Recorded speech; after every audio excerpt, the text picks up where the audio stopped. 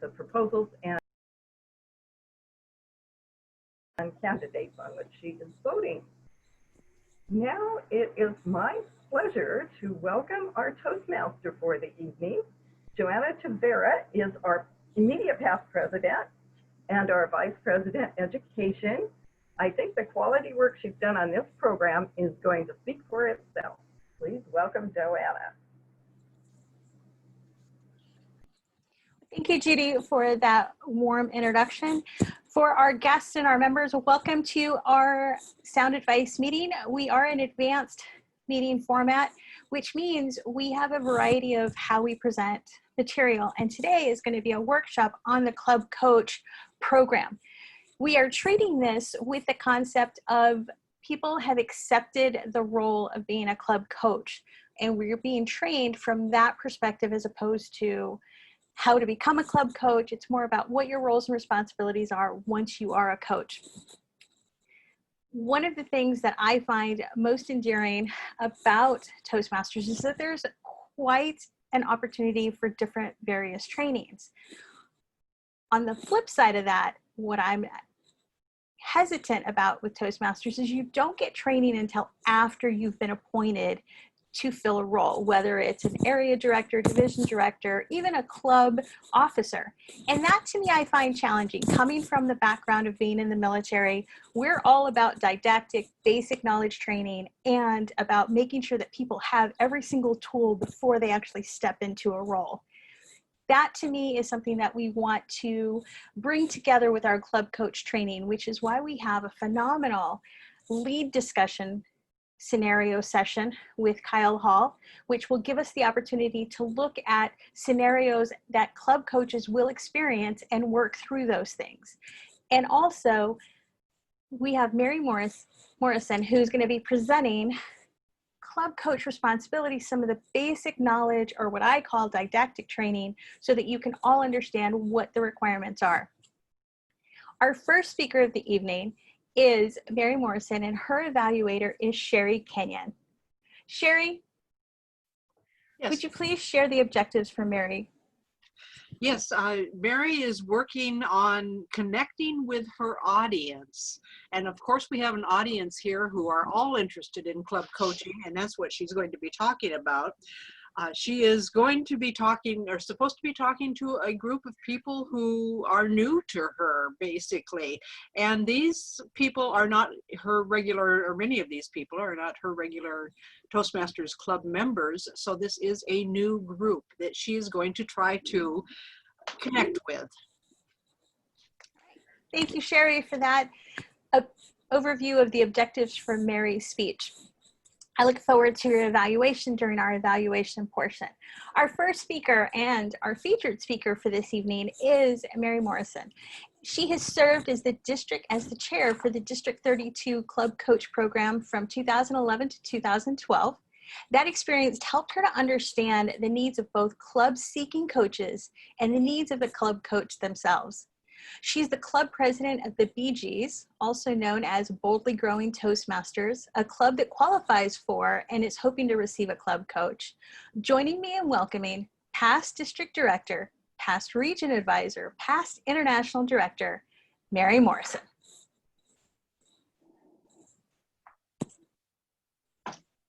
Thank you, Madam Toastmaster. Welcome, fellow Toastmasters and fellow Toastmaster guests.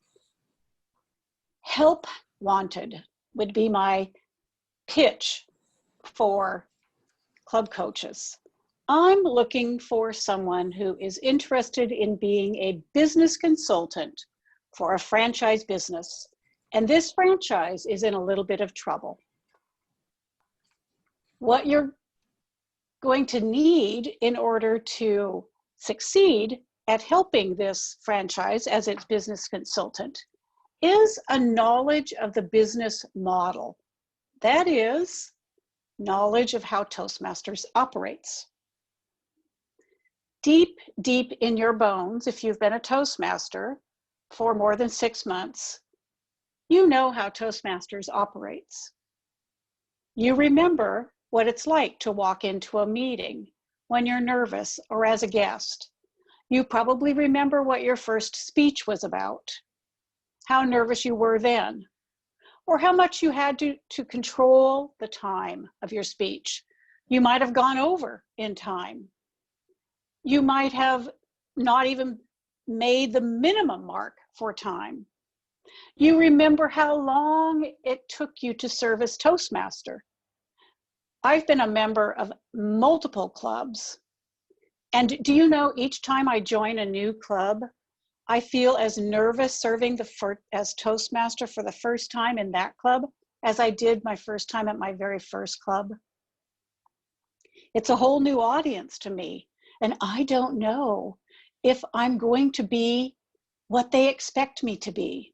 It's all on me and my expectations, of course. But if you've been in Toastmasters for, as I said, more than 6 months, you probably know enough about the franchise model, that is the club model by which we operate, to serve as a club coach.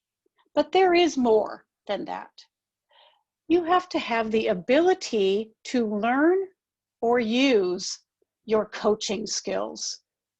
So if you've ever wanted to serve as a business consultant and coach an executive team, this is your chance to experience that. And then you have that, something you can write on your resume. Toastmasters will provide you with the standards by which you know the club should succeed. There are industry standards that franchise model should be living up to. And we'll give you some tools that you could use in order to analyze against that model. Some of you might know that as the moments of truth. So if you think about the franchise, all of our clubs having some industry standard, such as the moments of truth, or another way we think about an industry standard in Toastmasters is the distinguished club program. How well are clubs doing against the measurements of the distinguished club program? Mary? Yes. I apologize for interrupting you. Are you aware your camera's off? No. Yes, we can't see you.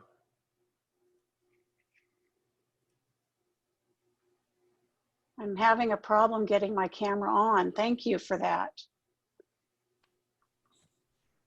For the timer, if you would pause until Mary starts again. Thank you. Is there a control? Yeah, the bottom left-hand side of your screen there. Oh, no, I see what happened. Okay. Thank you. It was that I had a dialogue box open. Should I start over again? You missed all those fabulous expressions. But that's okay. You had to pay attention to the message, didn't you? Yes. Perfect. All right. Thank you for interrupting, Kyle. I did not know my camera was off.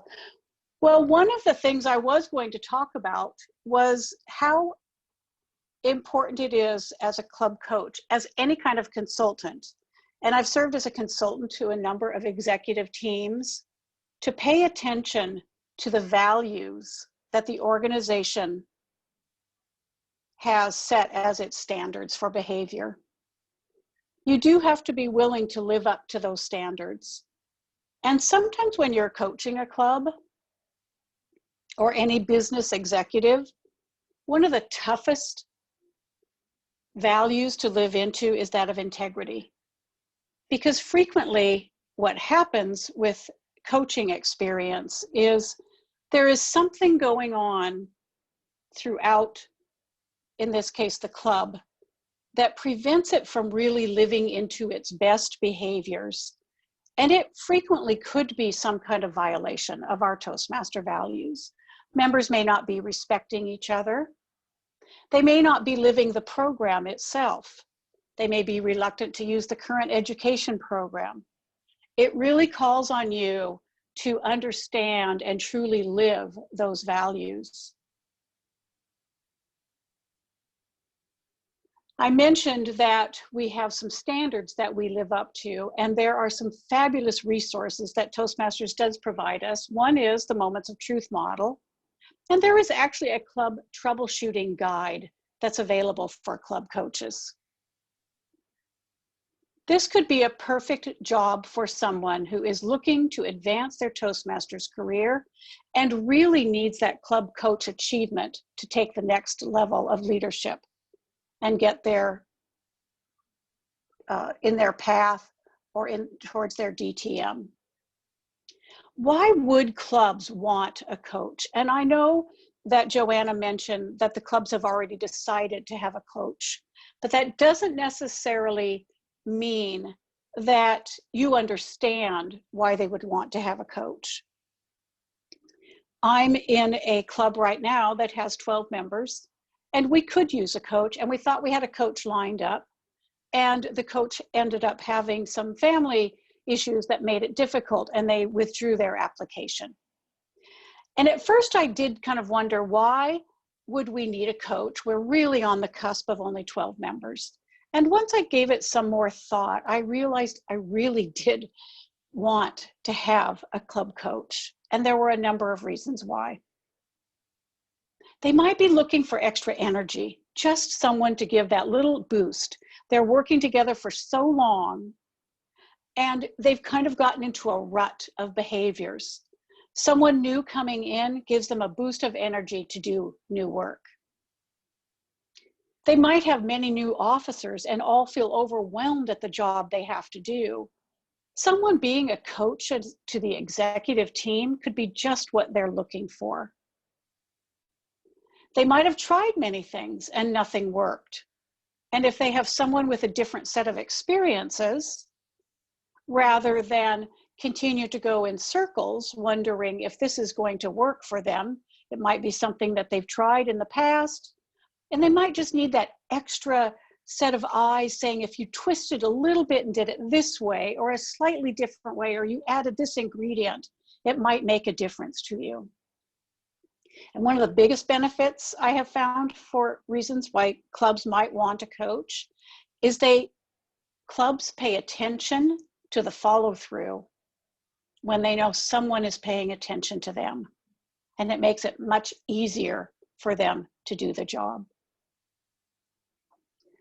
So let's just go over a little bit, because Joanna did mention that this was really about let's just assume you might have already said, oh, I want that job, Mary. I would like to be a business consultant for a franchise, and I believe I have the skills to step into the consultant role because I know Toastmasters well enough. And I do want to get that club coach achievement. And I am willing to work with a club, and the schedule fits and everything else works. What do I really need to do what will make it really work for me? So let's just take a few minutes to talk about what you really need. I think of a club coach as somewhat of a general evaluator for every meeting. That means you're paying attention to a lot of aspects of the club about what makes things work and doesn't work. That's why the moments of truth is such a beautiful tool to use. You get to pay attention to first impressions that guests have and do some analysis about that. You get to pay attention to how they run the entire meeting. Are the members themselves friendly with each other? Do they seem to have things in place? If you've ever done a moments of truth at your club, you know that it can take a while to do. It's best done over a series of meetings. So each time you really get to focus and concentrate on the specific aspects of that club that make it successful and not. And when you're evaluating that club as the general evaluator, like a good general evaluator does, you want to share what you see are their strengths and help them live into their best moments. And then it'll be a lot easier for them to hear some of the news you might want to share with them about ways they could improve. You want to be a good listener. You don't know what they've tried or not tried until you've seen them for a while and you've talked to them. There's really 3 sets of people you probably want to talk to in this area. You want to get to know the executive team pretty well. You may only take or have the capacity to visit the club a couple of meetings. It may be that coaching their executive team is where they really need help. They may be very willing to do the job once they know what the job is. But if somehow they've missed officer training, or it hasn't been adequate to them, or it's a whole new group of people and they seem reluctant to step into the roles, your job as an executive coach might be the strongest one and the skill set you need to use. You need to listen to where they want to grow. Are they really having challenges with their growth in membership? Are they really having challenges with their members achieving educational awards? Are they really having challenges with getting members to sign up for roles? All of those come because you've done some good listening, again, as a good general evaluator does. You want to know what they've tried and what's worked and what they haven't tried. I once coached a club, and it took us a good 6 months to get beyond the phrasing of, we've tried that already. Well, we did that once. It may have been 15 years ago that they tried it, but they had some long-term members who were officers. And it took me a long time to understand the resistance. And what I really discovered was there was one officer who had taken on the job of the officer role because he was a really nice man, and he knew that the club needed the warm body to serve an officer role, the name in it. His heart wasn't in it. They knew, the other officers, that if they made some major changes, they would lose him, that he wouldn't change to a different date and of a day of the week, he wouldn't change to a different time, and he wouldn't change to a different location. All of those were impossible for him because of some family circumstances. It wasn't even that he didn't want to, he really couldn't. And they were so worried about losing him that they wouldn't make a decision that impacted his ability to serve as an officer. Once I knew that, the tough message I gave that club was, you may have to lose him in order to grow and gain more. And you know, he was really okay with that. He was doing it to be kind to them. They were doing it to be kind to him. And in the end, it worked out okay. And that club is very successful now. They've changed their name. They've changed their meeting time. They changed their location. They've changed everything about the club. I don't know anymore how many of those members are still a member of that club, but I know that that officer who found it very difficult was very satisfied in the end with the decisions that the club had made. Which leads me to another aspect of this job. One of the roles that you bring is being able to manage their change expectations. So you have to really dig deep with what are their fears and worries about their club. How could you encourage them to change? What is it they don't want to lose? This might include things like inviting guests, but more frequently it might include things like going on a club visit with them, which is actually a little bit easier now that we're meeting with Zoom. So if you are assigned a club as a club coach for a club, one of the first steps you might want to take with them is, let's go visit a different club. Let's see how they do things. It's amazing how much that can energize them. And then when you have a chance to chat with them afterwards as a debrief, ask them what they enjoyed about it. And would they be interested in seeing that as part of their club for the future? All of those things can help you facilitate the changes that you see might be needed to help them be successful. You want to have them trained in some of the roles of the club, and some of these are new and unfamiliar roles. For instance, in this Sound Advice Club, we have someone who is managing the Zoom account and access, and that's a new role for many clubs. I know my own club hasn't yet quite adapted to having that be the job of the Sergeant at Arms, which could be very appropriate for that person. But we do have someone who is very adept at Zoom, and they've taken on that role because we have a brand new Sergeant at Arms who's still getting used to the job in general. You want to really develop the marketing skills and the recruiting skills, and there's some great modules in Toastmasters where you do some extra training in the club on how to close the sale and what that looks like. You want to encourage them to do a club success plan, and that's another good resource in your toolkit. A club success plan means truly, how will we succeed as a club, and how will we measure our success? Who will contribute to that? Doing a club success plan as officer group and as a club can really energize the group into knowing that the members care enough about individual members achieving their goals that they all are willing to work together. You've got some administrative tasks. You want to make sure that people in the club are familiar enough with pathways. If that's an obstacle, get them some training in pathways. You might want to make sure that they have got somebody who knows enough about base camp manager, that they are familiar with that role and that they know what they're doing, so that when a member achieves a goal, they immediately get the kind of recognition that they're looking for. There's lots of members in other clubs, and maybe even in your own, or maybe you are that person who is very good at base camp management. It's a fairly new role, and if a club is really struggling, and this is the first quarter really that we've had to be on pathways in past members who've been here for a while, and brand new members. So some of our more experienced members, this may be their first experience in pathways. It's a new role, and you'll want to make sure that they've got somebody experienced at doing it. Mostly you want them to know that you're going to be paying attention to their success, because their success is important to you. Their success is really important to all of us, because we want all Toastmasters to have a positive experience.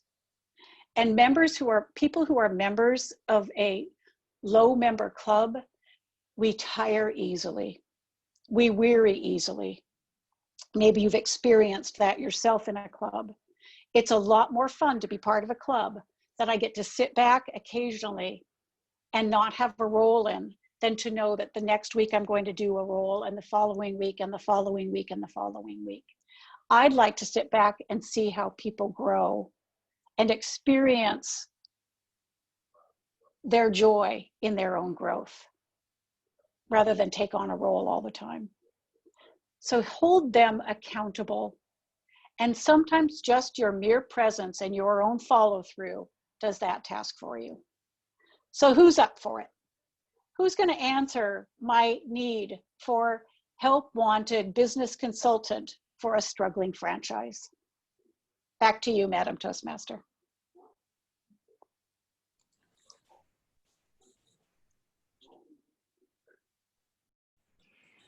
Thank you, Mary, for sharing your expertise and your knowledge about the Club Coach program and helping us to answer the Help Wanted ad for being a business consultant. And I appreciate that spit of being a business consultant as opposed to a coach. It gives more of a definitive of what the expectation is. So thank you again for stepping up to the challenge of coaching the coach this evening. We are moving on to our next session. There's always challenges with understanding how to interpret a manual or interpret information that you get. And one of the things that I find most successful for me in retention of information is having the opportunity to practice those skills. We have a scenario session led by Kyle Hall this evening so that we can discuss practicing those skill sets. Kyle will describe what the scenario is, what the goals are for that scenario, and we ask volunteers to participate. And I'm not going to steal too much of Kyle's thunder. I'm just preparing you so you understand what he's going to ask you, because I need the 3 times. I need to be told what I'm going to be told, tell me, and then repeat what you just told me. So that's your first. I'm telling you what's going to be told to you. Welcome our scenario facilitator, Kyle Hall.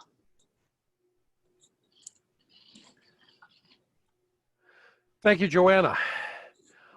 So we're going to walk through some scenarios, and depending upon how much discussion we have, maybe we'll get through all 8, maybe we'll only get through a few. I'll watch the timer and cut us off when when the flags come up. We're going to assume that we are, let's assume we're just all a bunch of coaches working with the same club. So we're a group of 19 coaches working on this one club, and we've all accepted it. We've all been assigned. We're working together, and we're going to discuss amongst ourselves what we're seeing.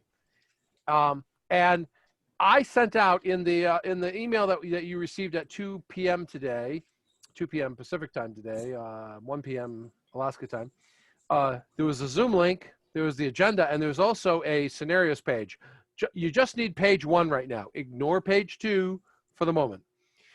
So if you'll bring that up, and I'm going to put us into grid view, put me into grid view here. And James, can you unmute people? I will ask you to mute yourself if you have background noise, but otherwise people can be unmuted because we're going to have a discussion. And I will be sharing and unsharing my screen. So here is, where is it? 1 second. That's not right. There it is. So our first scenario. We've been visiting this club. Our club meets every week. Club members are completing educational awards, but membership remains low. You suggest one or more membership building events. The suggestion is greeted with eye rolling and heavy sighs. No one seems to be willing to make any suggestions for a membership building event. What might be going on? What might we need to do? Your thoughts?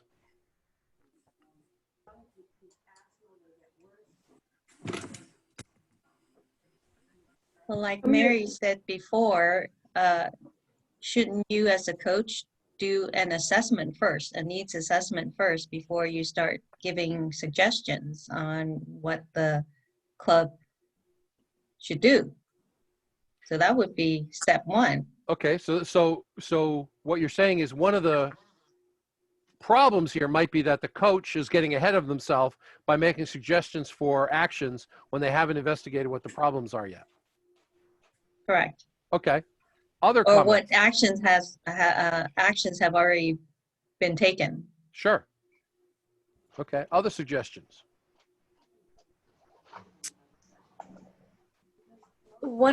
Since we're assuming that these are clubs that are needing coaches, so they have less than 12 members. Yep.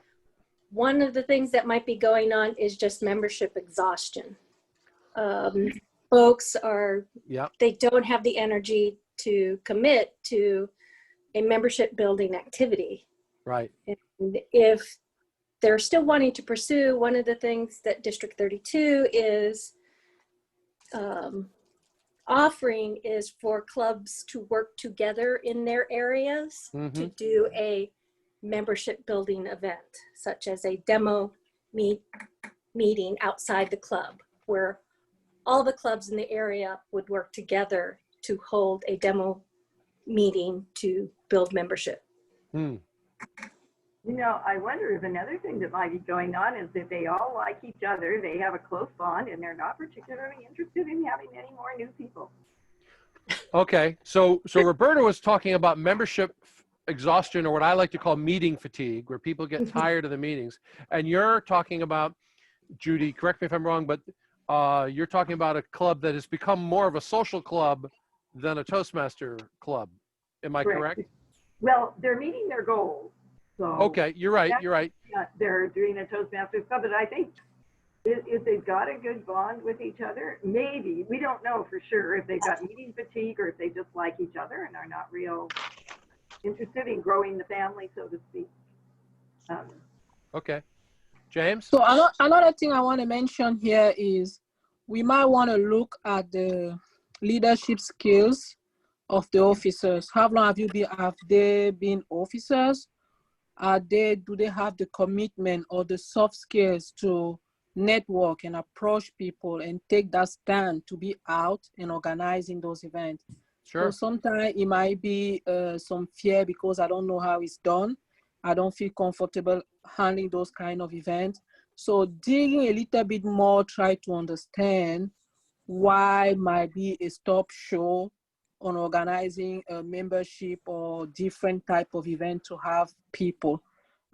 We have in mind that most of the people join Toastmaster because they are shy or public speaking, and we are just trying to get better. So it might be that there's some of that fear as well, and they might need help on conquer that fear and be a better leader and networking, outspoken, and so on. So it might be that as well. Okay, thank you. Actually rolls into what one of the two things that I was going to say. I have encountered both what Judy is describing and what Ingalia is saying, because there's a club that I've worked with that they like having a very small club. That's their preference. They are scared of the idea of having, 20 members is terrifying. There's so many people, and they like each other. They are committed to each other more than the idea of growth as a thing. And so they struggle with the idea of growing. They also don't identify as marketers. And they think that you have to be a marketer in order to promote yourself. And so they don't have the structure, and they self-admittedly didn't really like the idea of becoming marketers. They didn't want to do that. So the idea of putting on a membership campaign was just frankly terrifying for all of them put together. So it made it very difficult. Okay. Stuart, you had a suggestion? And then Joanna. I did. Kyle, you sent this out in advance, and I was having some thoughts, so I actually kind of wrote them down in advance. To me, I see that this the culture of the club is projecting that membership building has been tried with no success. Been there, done that, eye-rolling, size. I think Mary Morrison mentioned that in her talk. Mm-hmm. And they're not really interested in doing what did not work. Yep. They're out of ideas. And the club should really ask themselves, if I were visiting our club today, would I join? What's keeping me here? If they did have somebody interested and they could select their ideal member, who would it be? What characteristics would they bring? What kind of energy would they bring to the club? Who would they like to interact with? What type of folks are joining their club? So consider not necessarily having an open house, but a select invitation to a targeted audience. Mm-hmm. Club members need to be enthusiastic about attracting new members, or there's no point in having an event where people are going to roll their eyes and sigh.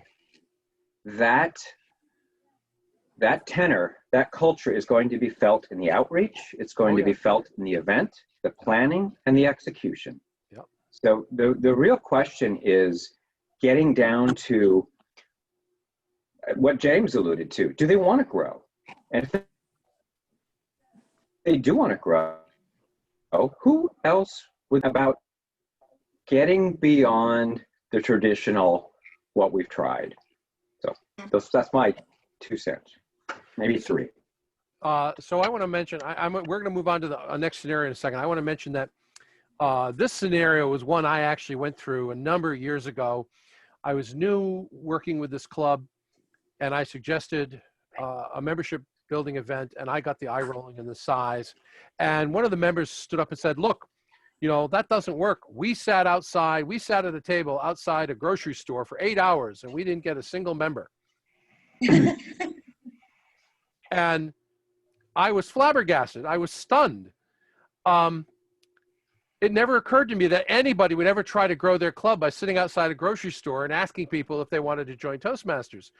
People outside of people walking in and out of grocery stores spend $1 for a raffle ticket or $5 for Girl Scout cookies. They don't make life-changing decisions that cost $90 and a couple hours a week out of their rest, a couple hours a week for the rest of their life. It was amazing to me, but they had exhausted themselves trying to do that. And they were in meeting fatigue, and they had to think about, well, first of all, how do we conserve our energy so that we can have some energy to do a membership thing, and then how do we pick something a little bit more effective than sitting outside a grocery store? So let's move on to the second scenario. I'm going to read that for those of you who don't have it in front of you. The club members are engaged. They appear to be engaged. They are inviting friends to attend, and the friends visit. Over the past few months, you've had 8 guests visit. but no one has joined. What might be going on? What does the club need to do? James, you got your hand up. Oh.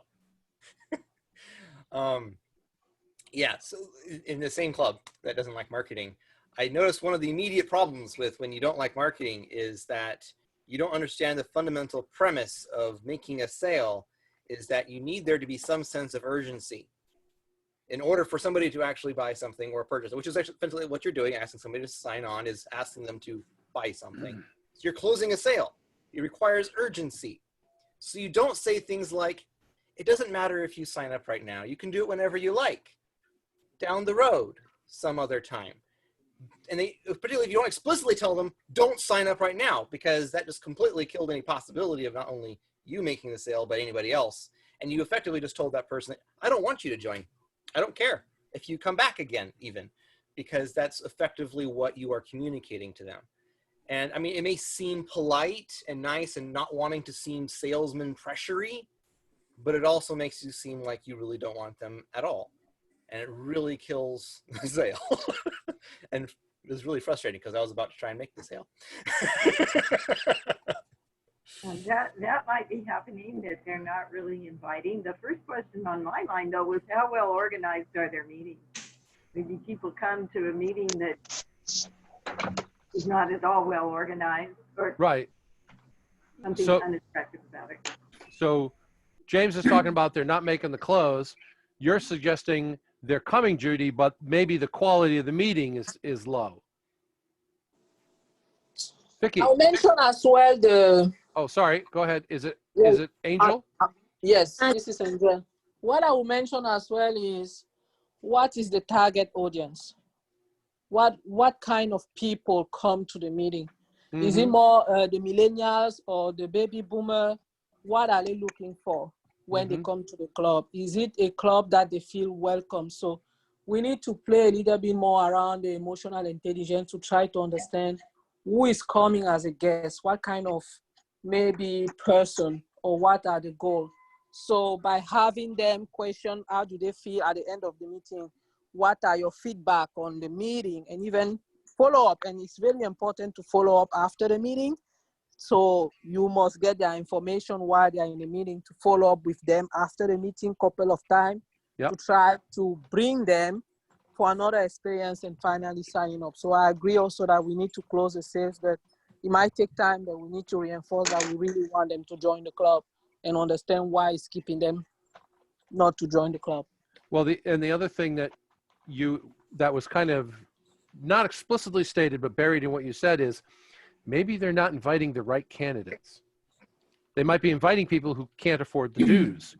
There was a lady who used to show up to my old club on Orcas Island. She used to show up anytime we did an event because she wanted free food. She had no intention of joining. Now, Vicky, you had a comment, and then Lisa. I did, and my comment was much along the lines of, is it Angel? Yeah.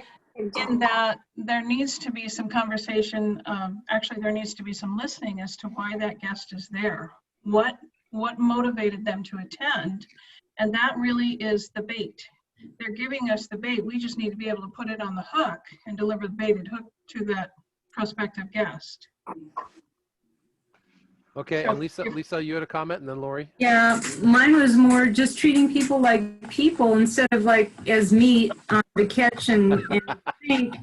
I found in my club, we got a lot of new members just by sitting down with people, talking to them and mentoring them through that first meeting or second meeting, and showing them how to do everything. Because I know my first meeting, I was lost. It took me 6 months to figure out really the ropes. So, I know it's a lot to try to take in your first meeting. So I found that just being kind to people and asking them about themselves and letting them feel welcome and comfortable. Kindness and listening. What a concept. Lori, you had a comment? Yeah. So the scenario is we're inviting our friends to join us at our Toastmasters meeting. Yep. And so how did we go about inviting our friends? Hey, come with me for an hour and do this thing that I think is fun. And maybe it's the manner of the invitation. You know, to me, I truly enjoy going to Toastmasters meetings. You know, I got 3 of them this week. And it's like, but I have to know whether my friends are going to enjoy participating in these meetings and which one would be the appropriate one for my friends to come to. Right. To share the experience. And so in doing that, in inviting my friends, you know, I want them to join me in that experience at the next meeting and the next meeting. And so, you know, as your famous 5 words, would you like to join our club? You know, it comes down to you visited. Now, would you like to join us regularly? Okay, and Hong had a comment? Well, somewhat in line with Lori, it really depends on the quality of the program that's being put on in the meeting. At the same time, what is the energy of the group, the atmosphere? Mm-hmm. I can come into a meeting if the atmosphere is everybody's low energy. I would not want to come back. Sure. But if it's lively and fun and it's inclusive, you know, the guests are invited to join in on table topics or give comments or even pass along evaluation comments to the speaker. That's what we invite people to do at every one of our meetings. You know, so they feel that they get to join in. Mm-hmm. And yeah, and then at the end of the meeting, before we adjourn, we would ask them to share their experience with the rest of us and what can we do better, so that it gives them some ownership of how we can improve their experience in our program. Thank you, Hong. And that jump goes back to Judy's comment about the quality of the meeting. The quality of the meeting could be how crisply it's run, or it could be whether there's camaraderie and laughter, whether, you know, are the evaluations any good? I'm going to make a final comment. We'll move on to the next scenario.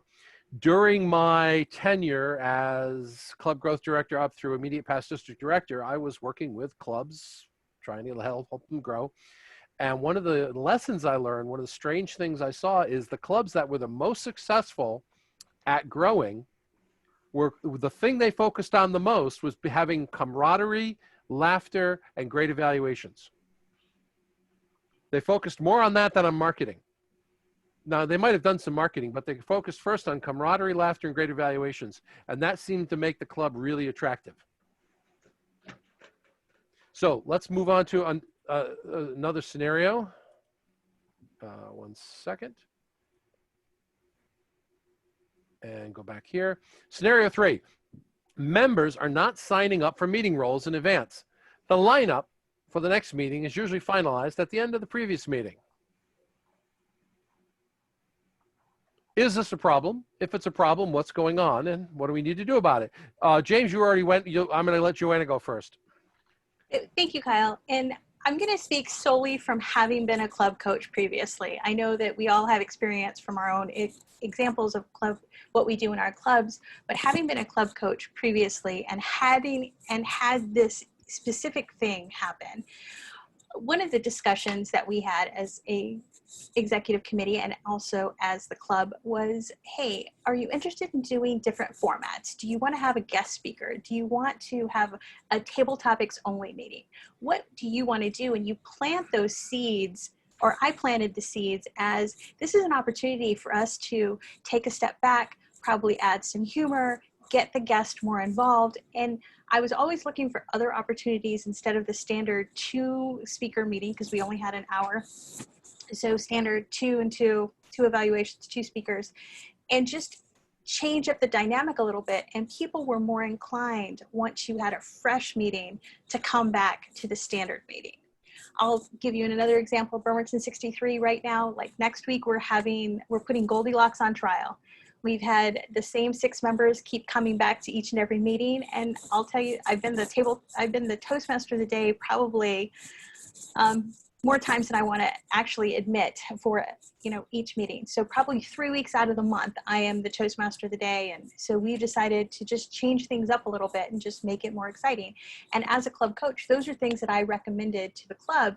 And I found that when you make recommendations, or when you say, what do you think about, instead of you should do, you should, as opposed to what do you think.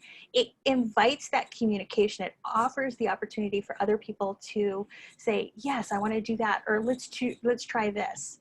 And I always think that when you look at a perspective, it's always from the, when you want someone to do something, you can't tell them to do it.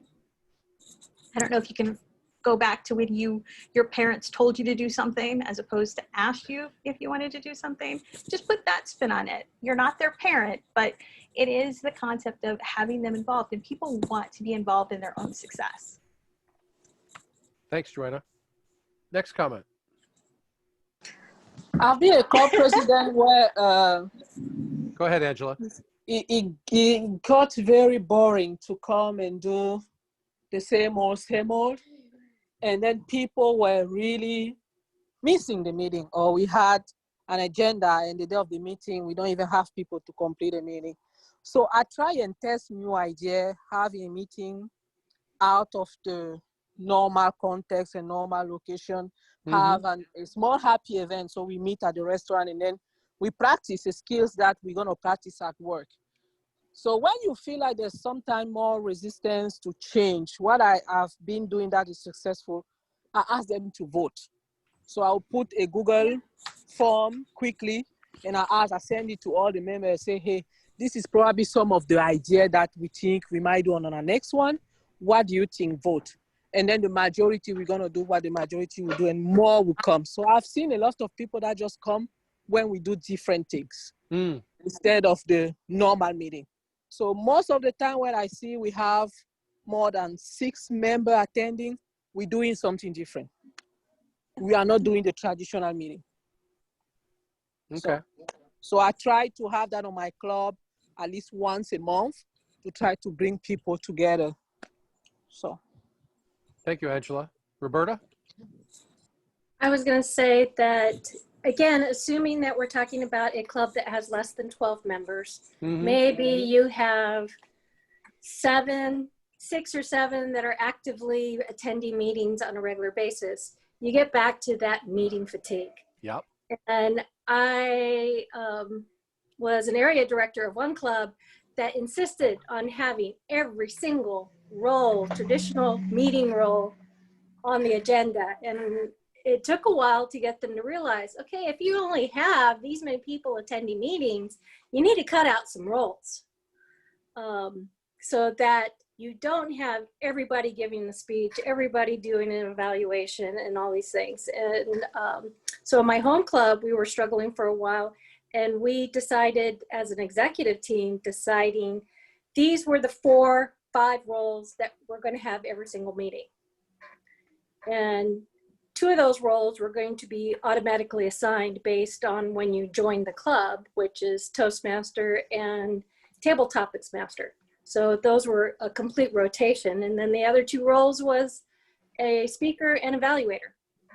And, we could throw in a second speaker if needed and a second evaluator. But, by scaling back the number of meeting roles, it lessened the fatigue in the club members, and they were more willing to sign up for those optional roles. The other thing I've seen advised is kind of a combination of what I forget. Somebody was recommending greater variety in the meeting format and also cutting back. So, let's say they meet every week. Well, that's 4 or 5 meetings a month. So one week, do the normal meeting. The next month, just do table topics. And so all you have is basically one person who has a job, table topics master. Next meeting, just do a speaker evaluator. And then the rest of the meeting is spent either socializing or planning the next membership campaign, whatever that is, and so forth. And so you conserve your energy, reduce the meeting fatigue, and increase variety all at the same time. Any other Vicky, you have a suggestion for this scenario? Experience, yes, I do. My home club had kind of an implosion, and we had basically a lack of trust within the club, within the members that were left. And what we found is, rather than needing new members, we needed new energy. We needed to revive our karma. And the thing that worked for us is we allowed our Toastmaster to create a theme, and then we encouraged the members who wanted a role to buy into that theme and to basically chime in with it. So the word master was in keeping with the theme of the day. And the themes were whatever that Toastmaster wanted, but it really helped revive the club, and it got that role filled that we were having some difficulty filling that role in the beginning. So it did help to revive the club. So we took our emphasis off of building the club. We put our emphasis on rebuilding our energy, our vibe, and it worked. If you choose a theme that's fun, it can really inspire a club. In my own club, we were signing people up a month in advance for roles, but one of the members said, "Oh, I'm going to be Toastmaster in 8 weeks, and my theme is, what would your mother say?" That was her theme. Before the end of that meeting, all the roles were filled. People were jumping. "Oh, I want to speak to that. I want to do table topics for that." It was hysterical, I mean, that theme alone inspired people, and and it was a fun meeting. It was a fun meeting. Let's move on to our next scenario, which is scenario 4. One member of the club is making other members feel unsafe, either through what they say or how they behave. What might be going on? What does the club need to do?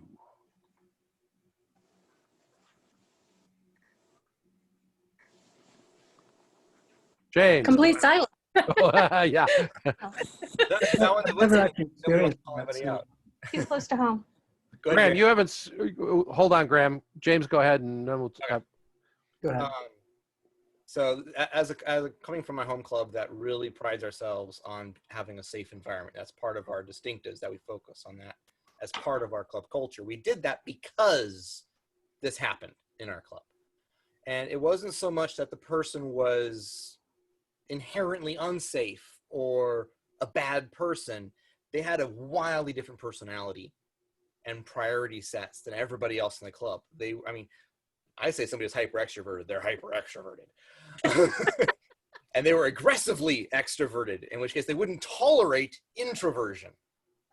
And they were taking things over, moving things around, and they were freaking out a lot of members of the club who really deal with anxiety issues. We found out that was a common issue in our club, their anxiety issues. And everyone's like, I suddenly realized I have anxiety with this person around. And her and our friends eventually left because they didn't feel welcome because we weren't doing what they told us to do. But we were like, and after we sat down and said, okay, so what is our club distinctives? And part of it is that we are patient, and we are safe, and we are considerate and aware of each other and our challenges. And we made sure that we made ourselves welcoming to people who are specifically introverted as part of how we do things and how we structure things. Being very intentional about it. And our club, and a few months later, one of our guests came in, and one of the first words out of our mouth when we asked for guest feedback was, "I felt safe." I was like, we did it. We did it. But it was because we learned our lesson from this person who, again, not a horrible person. She was just set in her own ways, and she couldn't see how other people were reacting to her own direction of things. So sometimes it's just a huge culture and personality conflict. Sometimes it resolves itself, sometimes it doesn't. Graham, you had a comment? No, it's all right. One of your scenarios will work. I'll just wait till the next one or two. Okay. Thank you. Lisa. Isn't it up to like the club president to approach a person like that would, make people uncomfortable and pull them aside to have a talk with them? So yeah, you're suggesting a potential solution there, and you are right. It would be up to one of the club officers to do that. At least I think it would be. Whether the club officer is willing to do that, that may be an issue that comes up.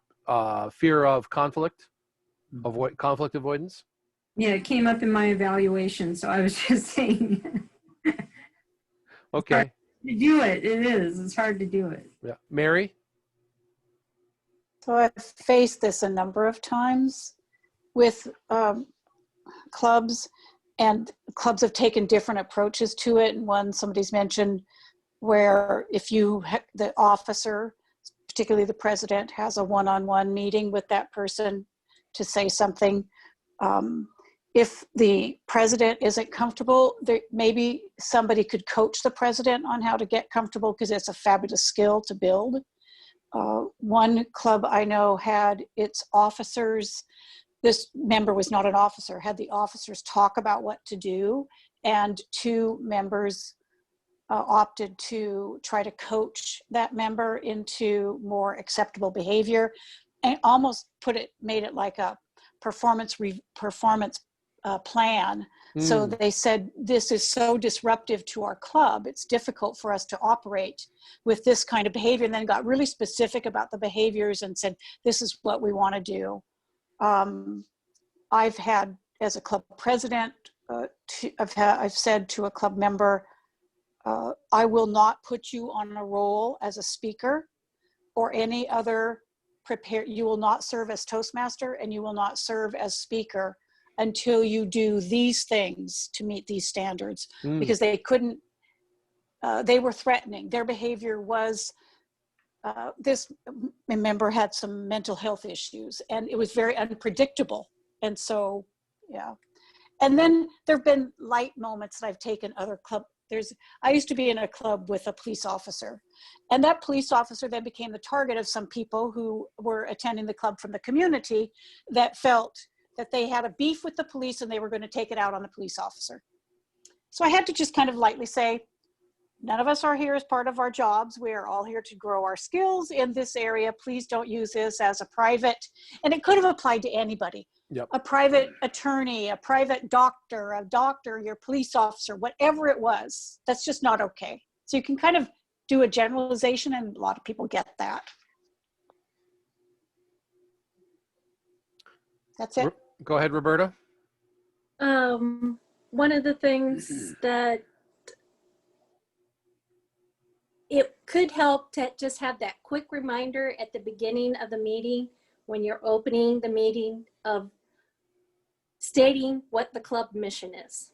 Just to remind everybody that this is the club's mission, to provide a safe environment for people to grow their communication and leadership skills, and just instead of switching from the Pledge of Allegiance or from evocation to just reading out the club mission as the opening of the meeting, to remind folks, hey, we're in this together, and we're here to support each other. I want to wrap this up by mentioning 2 different scenarios I've seen. The negative one was a gentleman who was making people feel very unsafe, refused to be coached, refused to change his behavior, so the club voted him out. And the club has the right to do that. The other one was a gentleman who was making some of the women in the club a little uncomfortable, and they talked amongst themselves, and they talked to me, and we decided just to be patient. And I think his mentor encouraged him to talk about the things in his past that maybe he was feeling uncomfortable with. And eventually he started talking about some of the dysfunctional things that had happened to him growing up. And he worked through it and became a valuable member of the club. And people don't feel uncomfortable with him anymore. But I mean, and that was a tremendous growth thing. And learning to talk about your pain, learning to talk about your shame, that's a powerful healing thing. Club has to be willing to listen. Let's move on to another scenario. Scenario 5. The club has 12 members, several of which are new. You notice the same people are filling the same officer roles year after year. What might be going on? What do we need to do? What does the club need to do? Lisa. Encourage the new members to step up. Yeah. Joanna, I can see you with a thought. Yeah, the thought bubble, right? Yeah, so yeah. One of the things, thanks Kyle, one of the things that I think is probably the best opportunity that we have to grow new members and to grow leadership is to ask somebody to be your assistant. And I highly encourage everyone to request an assistant or to share responsibilities with someone. Those of you who know me well understand that I'm a see one, do one, teach one kind of person. And there's just this opportunity for being able to observe somebody in their natural habitat, then share in that natural habitat, and then teach somebody else about that natural habitat. And when I serve as a club coach or when I serve as a mentor, it's always about bringing the person who's going to replace me, because I don't want them to feel like I'm irreplaceable. I feel that one of my responsibilities to anybody that I work with is giving them the tools to be as successful or more successful than what I am, because they can use their skill sets. And then you also try to pull people along and build certain things that you see in them. So, which means at this time, I know that Graham has wanted to participate in quite a few of the scenarios, and we've yet to ask him. So Graham, I'm going to turn it over to you so that you can share your opinions. See, that was smooth, huh? No pressure, huh? Actually, the next situation was something I felt I could comment on about it may be like I've been a member of two clubs. There's one is fabulous, it's flying. The other one is virtually dead in my opinion. It's got retirees and people who've been with it a long time. They're lovely and friendly, but nothing's happening. It's a real struggle. And I like what I've heard so far. I've got some suggestions to offer, which we can pull through. But the bottom line, in my point of view, is anybody at any time can say whatever they want in order to feel safer, more honored, or more cared for. We called it an integrity or Toastmaster integrity challenge. I don't think it's an issue, but it's a challenge because some of these folks have been around for 12 years or more. They know it all. They've been there, done that. But I feel like the heart is missing. Like the mind is clanking along, but the heart has forgotten why we're there. And I'm not quite sure. I've only been with this group 10 months, but Vicky had a bunch of school children come and do their Toastmaster, some version of Toastmasters last year. It was incredible. That was the most amazing thing I've ever seen in my life. It was a whole bunch of school children just excited to chat and learn and play and discover. And if a meeting doesn't have that innocence, vulnerability, spice, curiosity, it's going to have to find it from somewhere. And it's no good saying we need this. It's more like, I just think we're losing the plot, and I'd like the plot to not be lost. So the whole mission, the whole purpose of our meeting together, if not only to cheer ourselves up and give ourselves a brighter day, is to also contribute to becoming better speakers and more willing leaders. And I've just been appointed, or I volunteered because there was only four members there, to be the vice president of enrollment, I think it's called, or signups. Membership, VP membership. Thank you, yeah. And I have no idea how to go about that. I'm absolutely clueless. It's not that I'm not willing, but I just don't know how to go about it. But I do see school children as being my #1 target. That's really all I have to say right now, and thank you for the opportunity. Appreciate that. Okay. And this is one of the few environments where you could say that line about school children being your #1 target and be safe.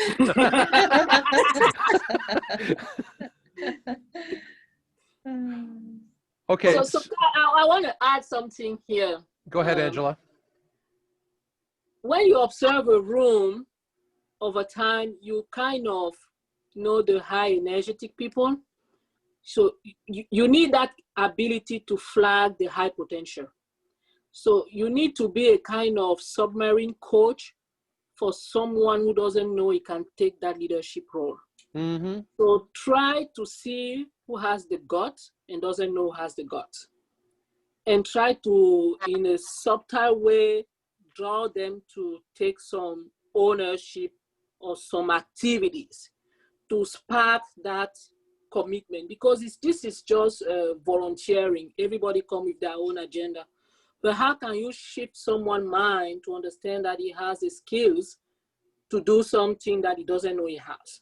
So what I do usually, I'm very observant when I'm around people in a meeting who has that high energy, who can do small project at a time before I'll tell that person, hey, you have done this, you're probably ready now to take a bigger opportunity.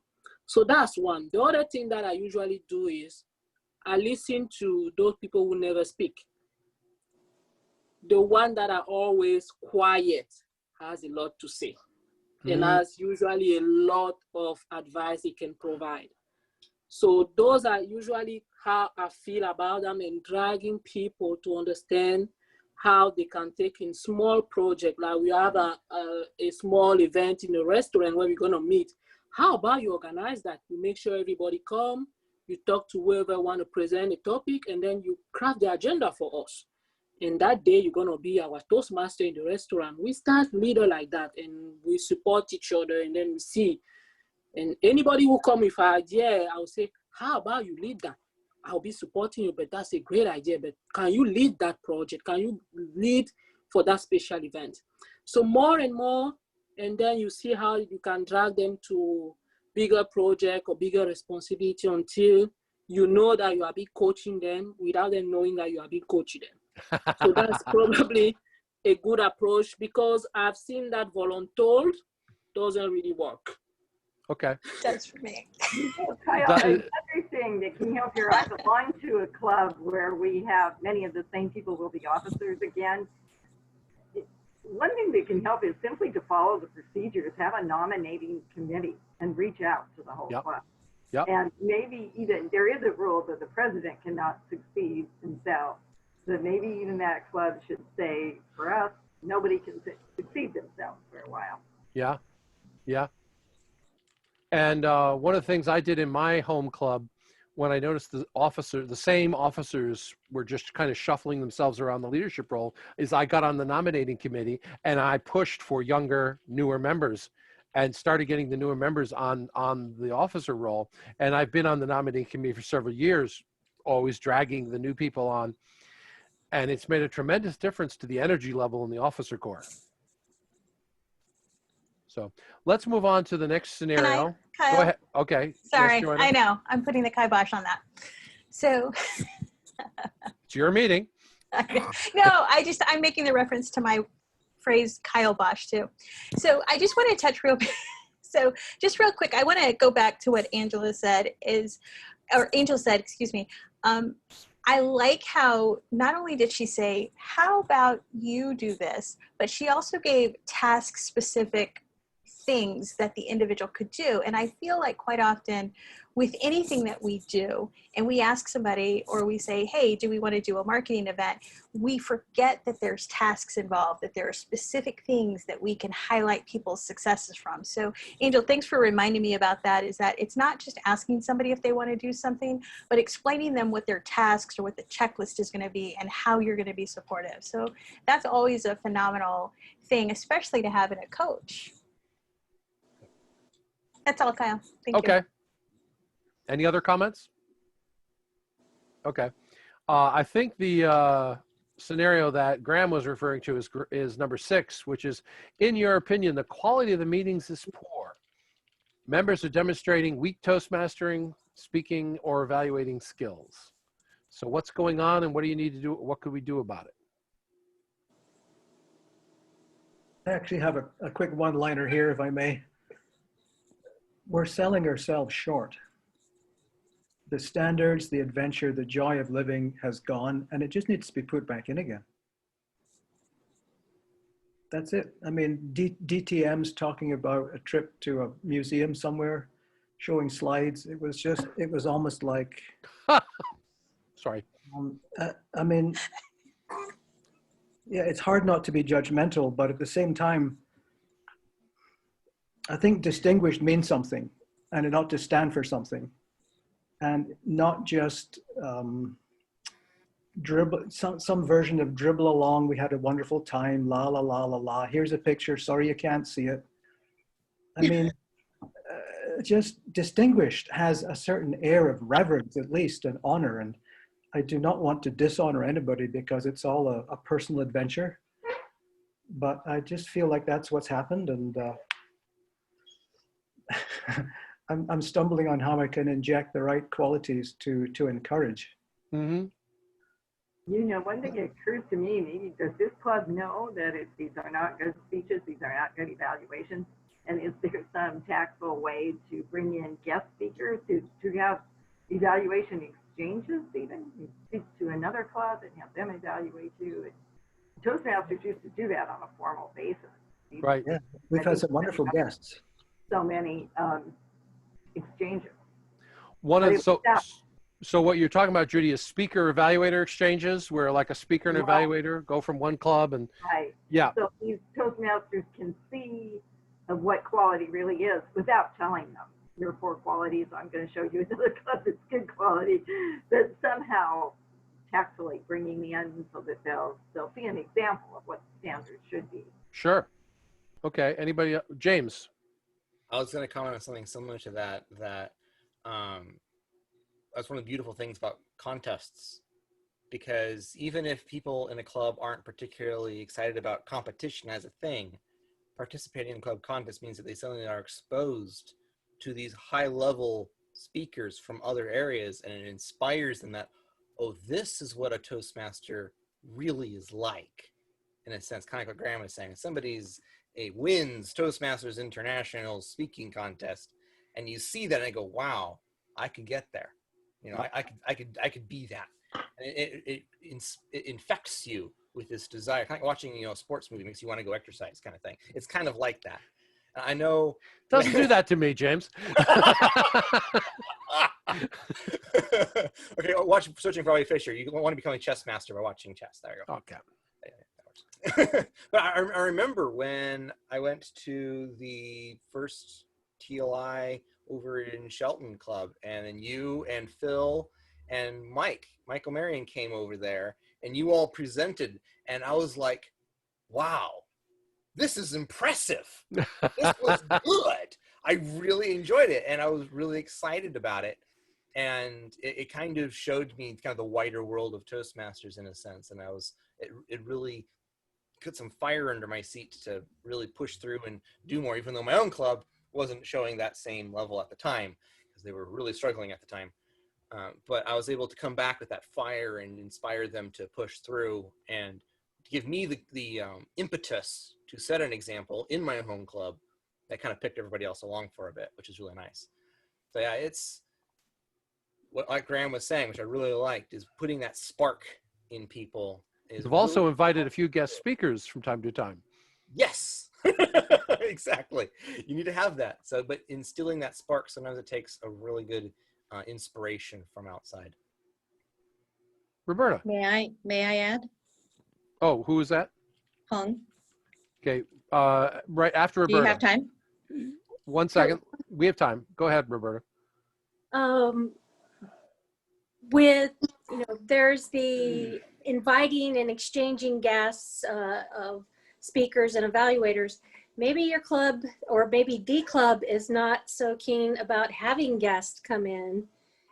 Maybe what you really need is to have a specific workshop for that type of role, such as have a speech workshop, which the entire club works on in the club, talking about the different parts of speeches, and they're doing a mini speech craft of just the club members, doing an evaluation workshop. And maybe you do have someone that comes in and drives that workshop, or your coach drives that workshop to help guide people along. And sometimes it's not too bad to have a Toastmaster skill workshop.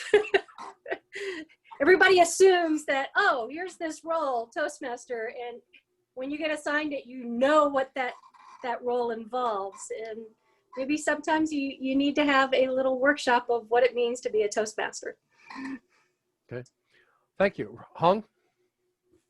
Well, I wanted to add to what James and Judy were talking about in terms of inviting guests to our club.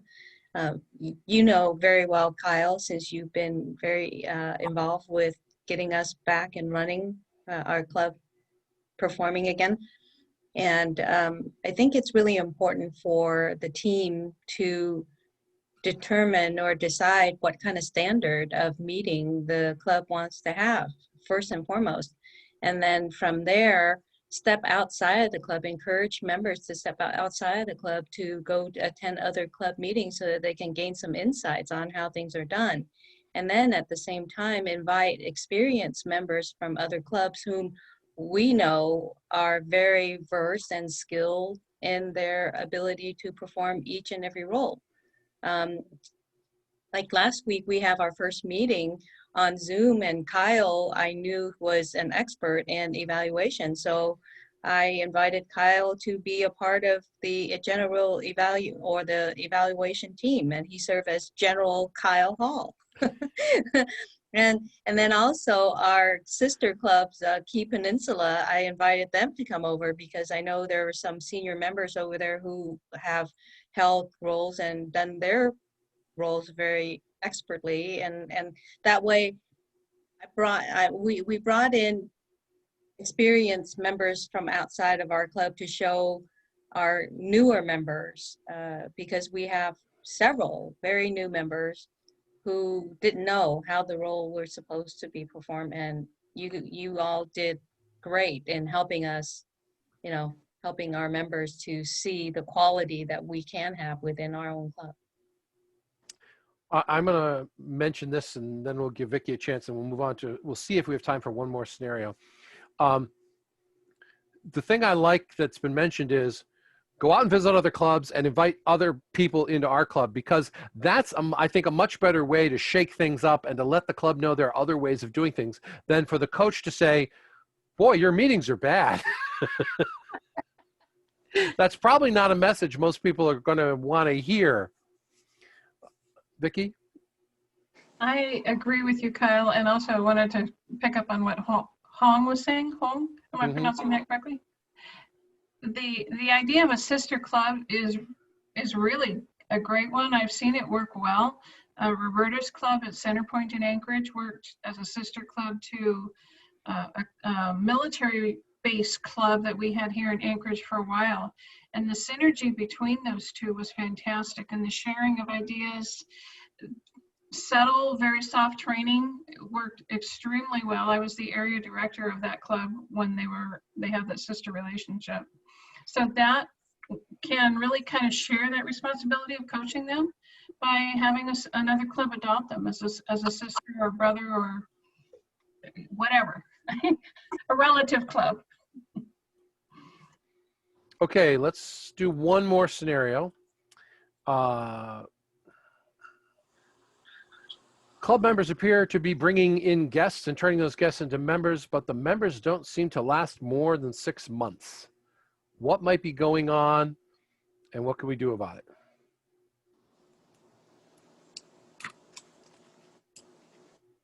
Well, go ahead, Elena. Okay, we haven't heard from Elena yet. Oh, thank you. Thanks, Kyle. One thing that I would wonder, have they assigned a mentor to the new member? Because that is so key to help people engage and understand the roles in the meetings and how to go about getting into pathways, how to sign up for your first speech, and somebody to bounce ideas off of for your first few speeches. So the mentor can really engage somebody and keep them in the club. Okay. Hung, I think it was. Oh. Oh, yeah. Same thing as what Elena just said. We had that very specific issue because we had a slew of 4 to 5 new members within 1 to 2 months, and we didn't have enough mentors to take them on, and then they were waiting to be introduced to the program, introduced to what to do, and they just started to get really disenchanted with a lack of attention or addressing their needs. So yeah, I think mentoring is really key. And this is what I'm kind of struggling with right now with our club, is because we have fewer members who are experienced than new members. So what do we do? Roberta? We've definitely at Centerpoint we faced that challenge of having more new members than we had existing members. And as one of the club mentors, what we got into is doing group mentoring. So we'd either specify a time at the end of a meeting. Maybe we only had one speaker and evaluator for the meeting that signed up. So we'd make the rest of the session an open mentor session for folks to do a group mentoring. The other thing that I did as one of the senior members of our club is I have an open mentoring session on Saturdays. So it's this time every Saturday, 9 a.m. When we were in meeting in person, I'd say, I'm at Starbucks at 9 a.m. this time, show up if you want to be mentored. And I'd have 3 or 4 people showing up, new members showing up. Neat. For a while. We haven't done it online yet, but that's another thing that you can, the great thing about being online is that we can still have it. Nobody has to travel and still have that group mentoring session online. I may add something here, Kai, quickly. I agree. Mentoring is a great idea or a great approach to kind of solve that issue. But I think also that kind of onboarding. We have a lot of people that come, they don't know our system. And if we try to have a kind of induction on onboarding to explain, like not just the welcome packet and then the email from Toastmaster, have onboarding and induction for new members to understand what is Toastmaster, especially how our club function and who is the resources you can talk to if you have an issue. Because like most of the club, we have so little experienced member that it might get overwhelming. But if we have that process in place, knowing that, oh, this is a new batch of new people, this is the induction, this is the onboarding, so that you know who to talk to if there's any issue, you understand what is pathway. And what I saw as well, especially working with millennials, is they like recognition so much. They like to be recognized for every steps that they're taking. Right. So try to recognize every steps that they are taking, make it big for them, make them feel welcome and appreciated where they are. Usually try to help them come back maybe for more. And I mean, educational program reward, we order in our club from the Toastmaster shop. Anybody who is doing very great after the meeting, we give them something from a swag that's different from the ribbon. Hey, you have been doing great. For all the people who volunteer to do the context, we have a kind of swag in addition to what everybody will get in any club. Thank you for stepping up and doing that. Angel, I'm going to cut you off because we have a couple other people who need to make comments. We're almost out of time. I'm done. Anyway, okay. Thank you. Vicky, you had a comment? I put it in the chat. Our club has adopted the CL manual as a voluntary tool for our new members, and it's a great tool to use when you're mentoring. Okay. One of the comments I was going to make based on what Angela said, Angela was using induction like I use orientation. So I use the words a little differently. We induct our new members, but in that case, that's the ceremony where we read them the promises and they say yes, and the club promises to support them, and we give them a Toastmasters pin. But when I was VPE last year, I would then orient the members. I would go out to coffee with them for an hour and a half and answer their questions, walk them through how to select a path, walk them through how to get on a first meeting, and help them figure out. They would give me, I would ask them, of the members you've seen, give me the 3 that you'd like to be your mentor in order of preference, and I'll go see if they're available.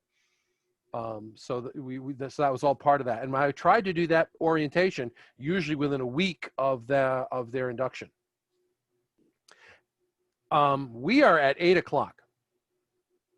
I wish we had time to do the last scenario. The last scenario is one I've actually seen where we had curmudgeons as the backbone of the club, and they wouldn't let the club die, and also they kept driving off all the new members. They would just they would bring in new members and then drive them away. And it wasn't until those curmudgeons left the club that the club was able to come back. But anyway, that's a real life scenario I've seen. No calling out on hits on people though. Yeah, yeah. So we've talked about the scenarios. One of the points I got out of this, some of you had different ideas and approaches than I did, which is fine. But one of the biggest points is we have to ask, we have to listen. Mm-hmm. If we have a perception, maybe we have to have the courage to share that perception with the club. I mean, let's talk about the feeling unsafe. You may be sitting there thinking, I feel unsafe here. I wonder if anybody else does. Do you have the willingness to admit it? So as the club coach, we need to have the emotional awareness and the courage to be honest and forthright with the club and then listen. And I'm going to turn control of this back to our Toastmaster, Joanna. I hope the scenario discussion has been enjoyable and worthwhile for you. Great. Thank you, Kyle, for being our facilitator for our discussions with the scenarios. And this is another component of what we at Sound Advice do and how we tackle the development of leadership discussion. We discuss leadership issues, and this is how we put it into practice and use this opportunity to not only hear about opportunities for success, but then apply and use skill sets to build that. From what I'm hearing from the scenario, quite a few of you are actively involved in your clubs, and the recommendations that you have and the successes that you have in your clubs, and even if they're small ones each and every time, it definitely seems to be the skill set that one would need to be a club coach. This is my pitch for you. Help wanted. We have over 60% of our clubs that in our District 32 right now that are seeking out club coaches and that are in desperate need of advice and recommendations. And maybe you're not ready to be a full-on club coach, but you could offer some suggestion and maybe be their pseudo coach. The expertise and the knowledge that you're bringing right now and that we've shared together in this forum, each and every one of you have the opportunity to either reach out and ask for a coach, and this is what you're looking for. Not only are we making sure that we're selective of the members that we want, we're doing select invitations, but we want a select invitation for our club coach. So if you're in a club right now that is looking for a coach, much like Sound Advice is, you can be selective of the expectations that you want. Now, how do you contact and get a club coach or show that you're interested in a club coach? In the chat right now, I am adding the email for our wonderful Roberta Craig, who is our Club Growth Director, and that is her Gmail to the Club Growth Director specifically, and she does pay attention to that. I asked her if she could verify that email. She didn't. I said, that's fine. We're going to send it anyways. So please make sure that if you are interested in being a club coach, if you have somebody in mind that is interested in being a club coach, she can provide a application package and a checklist for procedures of how to become a club coach. One of the best things, because we changed it, right? You moved over. See? That's why you have to verify. Trust but verify, Ronald Reagan. But thank you for joining us in this portion of our meeting.